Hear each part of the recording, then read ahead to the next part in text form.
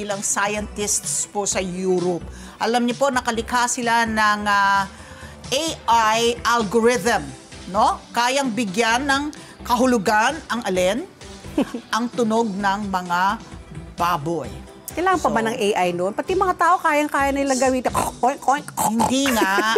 Pag nag-oink-oink yung baboy, alam nila, gamit itong AI. artificial intelligence algorithm kung yung baboy ay natutuwa. Paano yun? Natutuwa.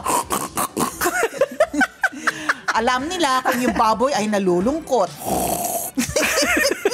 Alam nila kung yung baboy ay galit.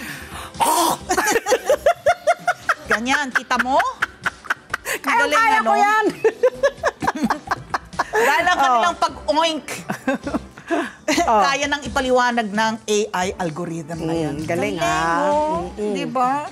Nagtala ang mga siyentipiko ng libo-libong tunog ng baboy. Hindi lang pala 3 emotion. Libo-libong tunog ng baboy sa iba't ibang sitwasyon. So parang may language na. May language na. Diba? Diba sabi nga nila, next to dogs, pigs rin daw are very, intelligent, and they can sense also yung emotions ng mga human beings. Oo. One of the more intelligent animals. At saka, di ba, surprisingly, sila yung pinakamalapit sa anatomy natin.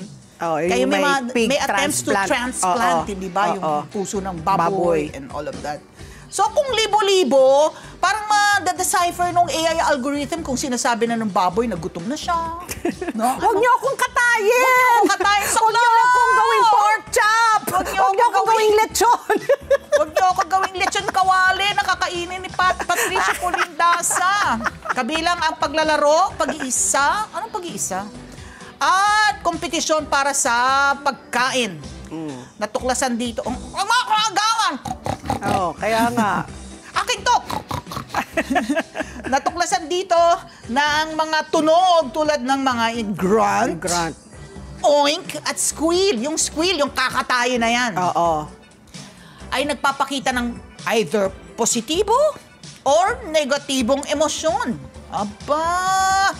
Naglalayo ng mga siyentipiko na lumikha ng isang kasangkapan para matulungan ang mga magsasaka, mga pig farmers, na mapabuti ang pag-aalaga nila sa kapakanan ng mga hayop.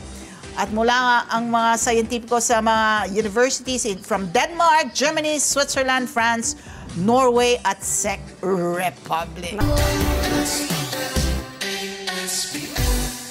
Let's get together. Sunnet 25.